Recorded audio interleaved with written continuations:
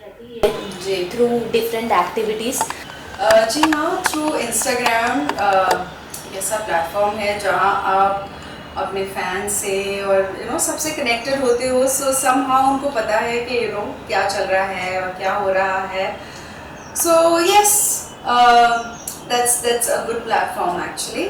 और अभी फ़िलहाल तो project wise that you're asking me बातें चल रही है।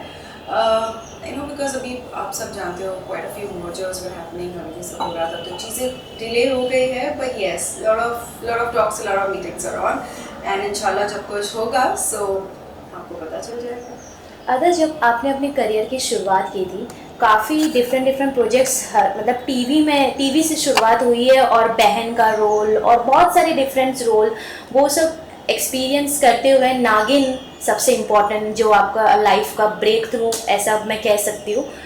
कैसा लगता है अभी शुरू से अब तक वो जर्नी, अगर आप दोबारा अगर अपने दिमाग में विजुअल्स करें तो?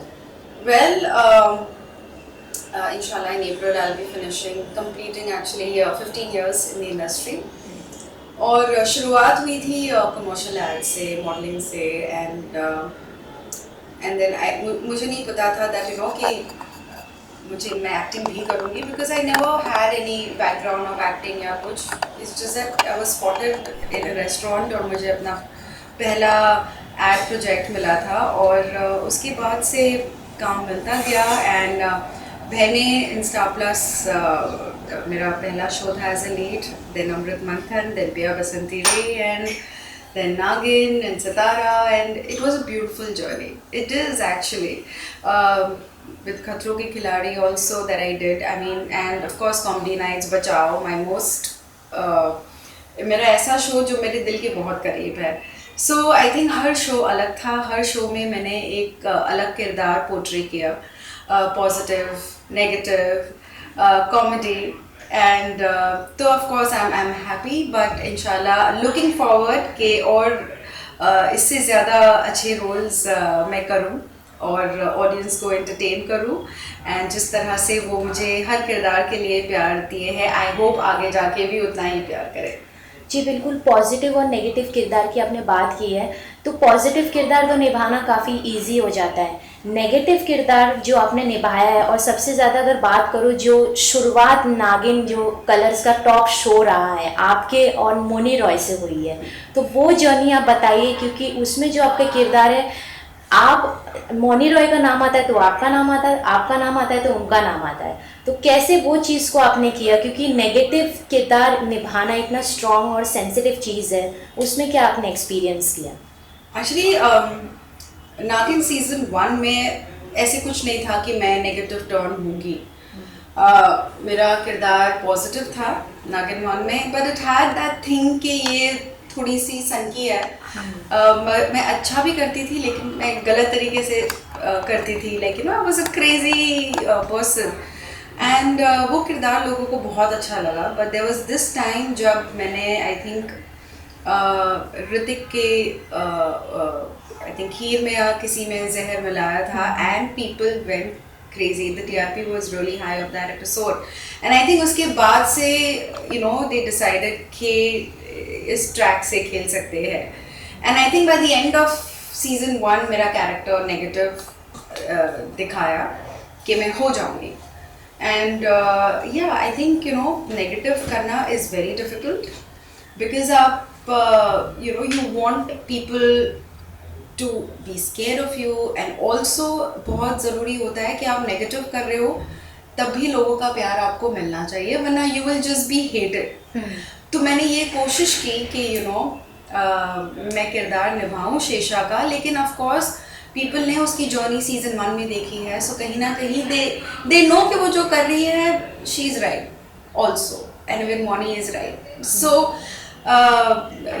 touch wood, I'm really thankful to everyone that in spite of being negative, आज तक मुझे लोग प्यार कर रहे हैं उस रोल के लिए, so thank you very much. बहुत डिफ़िकल्ट होता है कि गलत करने के बावजूद भी लोगों से प्यार मिलना, it is, and I think I am really happy and very very thankful. अदा जब नागिन की कास्टिंग होती है, एकता मैम वो क्या ऐसी चीज़ें देखती है जब उनसे आपकी बातचीत हुई, या कुछ इस रोल के बारे में कभी कुछ डिस्कशन हुआ, या क्या ऐसी बातचीत होती है? क्योंकि वो कास्टिंग करती है, बहुत सोच समझ के करती है और एक झटके में करती है। जैसे मोनी के कास्टिंग हुई, वो भी अलग तरीके से आपकी जैसी हुई, उस पर कुछ आप कहना चाहेंगे? वेल आपने बिल्कुल सही कहा कि वो बस एक झटके में करती है, तो वैसे ही मेरे साथ भी हुआ था। There was no audition, there was no look test, ऐसे कुछ नहीं था।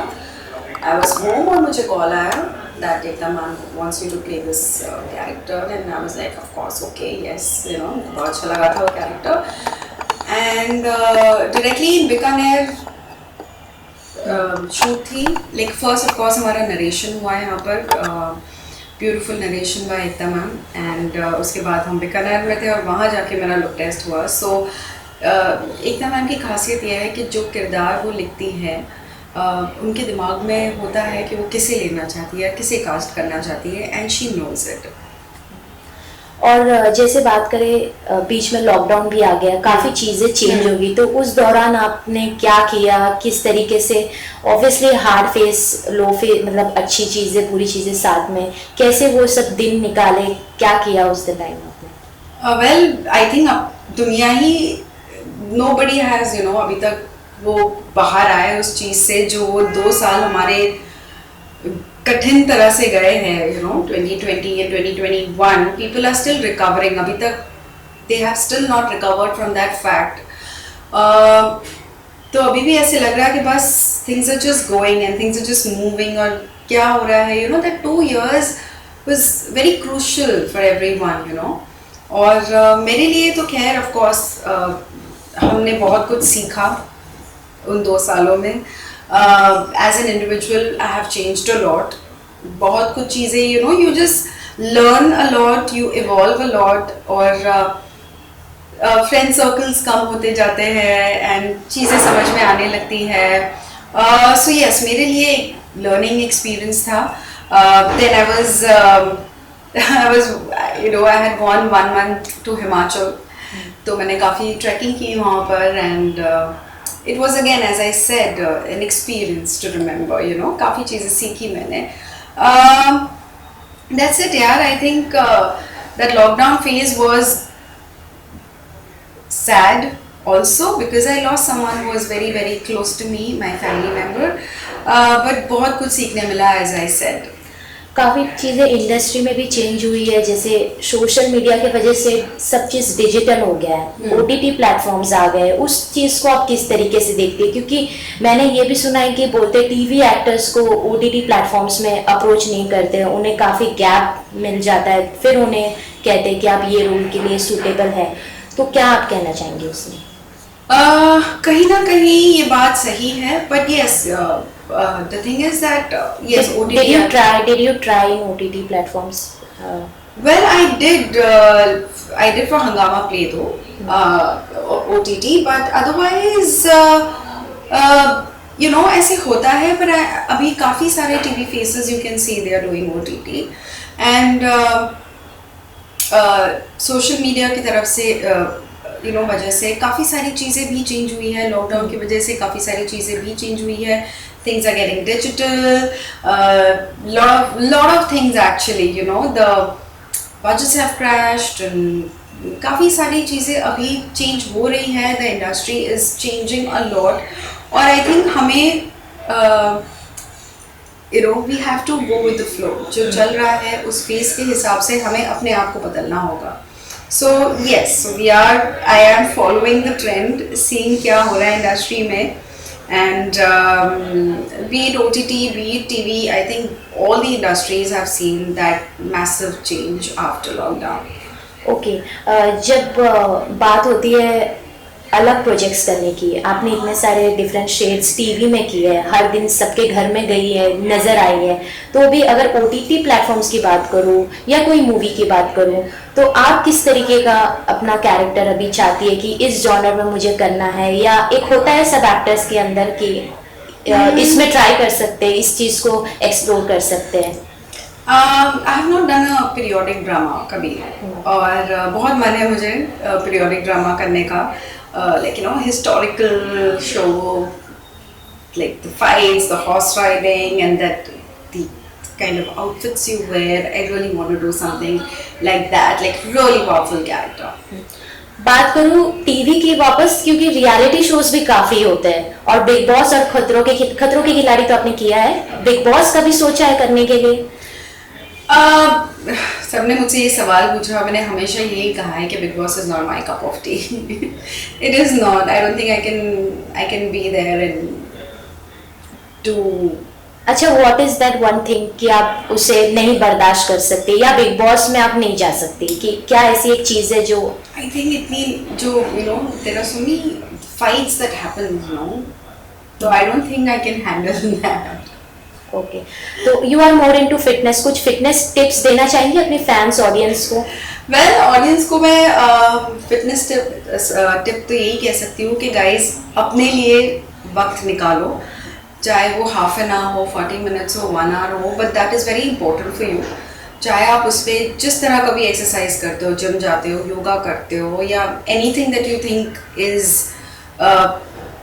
Your way of fitness, may be walking, jogging, but I think वो बहुत बहुत क्रूशल होता है for a healthy life. And of course what you eat is also very important. So मैं ये मानती हूँ कि चाहे कितने भी बिजी रहो, लेकिन अपने लिए वक्त निकालना सबसे ज़्यादा ज़रूरी होता है फॉर फिटनेस. Definitely yes. अदा, जब आपसे बातचीत होती है, काफ़ी इंटरव्यूज मैंने देखी है, लव के बारे में आपकी जो थिंकिंग है काफ़ी थोड़ी अलग है, तो क्या कहना चाहेंगे लव के डेफिनेशन के, क्योंकि आप अनलकी रही है एक टाइम पे, अभी क्या है स्टेटस, क्या चल रहा है? वेल, फर्स्टली मेरे लिए लव इज़, मेरा पहला प्यार is always towards my family, because जो फैमिली का प्यार होता है ना, दैट लव इज़ अनकंडीशनल. वो कभी कुछ डिमांड नहीं करते, वो बस आपको प्यार करते हैं, चाहे वो आपकी मॉम हो, आपके डैड हो, so they love you unconditionally. I think वो एक प्योर फॉर्म ऑफ लव होता है. And otherwise I never say no for anything. जिंदगी है, कभी भी आपके साथ सरप्राइजेज आते हैं, so I am open to love. And I think life is beautiful and it can get you any kind of beautiful surprise in your journey. So, hopeful about it. Okay, Women's Day अब आ रहा है, तो what is definition of women empowerment according to you? Well, मेरे लिए women empowerment ये है कि आप आपकी individuality को समझो, आप क्या हो वो समझो, rather than just going out there and just wanting to be like someone else या किसी और को फॉलो करने की जगह सबसे पहले अपने आप को पहचानो.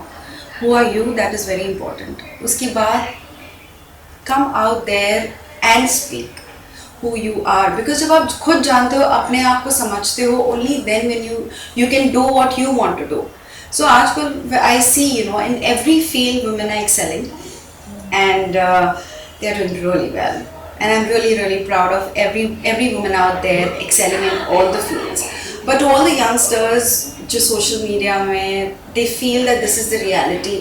I would just like to tell them that don't believe everything you see on social media, all these young girls, and just be very content with yourself. When you see yourself in the mirror, be very content. Don't try to look like someone else. This is something that I really want to tell everyone. So, Ramzan आ रहा है, कुछ plans है, क्या करने वाली है? जी हाँ, या आपके फैंस कुछ गुड न्यूज़ सुनेंगे? फेस्टिवल्स आते हैं तो ब्लेसिंग्स भी आती है, तो कुछ ऐसे गुड न्यूज़ उन्हें सुनने मिलेगा कि आप कुछ ऐसे प्रोजेक्ट्स करने वाली हैं? जी, ज़रूरी नहीं है कि फेस्टिवल्स के साथ ब्लेसिंग्स आए. I think I believe every day there is some blessing coming your way. तो आई थिंक जो फेस्टिवल्स होते हैं तो एक एक्स्ट्रा एक्साइटमेंट होती है. और रमज़ान है, will be fasting for 30 days, और फिर ईद. सो एक अलग तरह का बॉन्डिंग होती है विद योर फैमिली. और बचपन से ये we are following a tradition and being a part of it. और लोगों के साथ शेयर करती हूँ कि आज इफ्तार में क्या बना है, so it's always very happy feeling, चाहे कोई भी फेस्टिवल हो. आई थिंक हर घर में एक अलग माहौल होता है. शिवरात्रि भी आ रही है. यस, महाशिवरात्रि भी आ रही है. तो एक फेस्टिवल जब आता है, आई थिंक होली भी आ रही है, राइट? सो हर फेस्टिवल जब आते हैं so there is always one like happiness, चाहे वो हमारा फेस्टिवल हो या हमारे नेबर का फेस्टिवल हो. You know when there is Diwali और Holi, so you know they send mithai to us and you know we send iftar to them, so it's always a very unity wali feeling, एक happiness, you know. So I really look forward to all festivals because it really makes me happy and it's always a reason to dress up also. Okay, last message to fans and audience, what you want to deliver?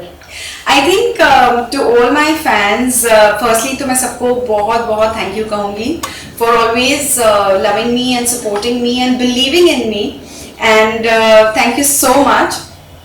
आप बहुत अच्छे अच्छे messages भेजते हो मुझे, बहुत अच्छे edits भी बनाते हो, so thank you so much. And I would just like to tell each one of them that you know जो आप सब है, please love yourself first. Keep that your first priority, and your family too. Thank you so much. Thank you. Thank you.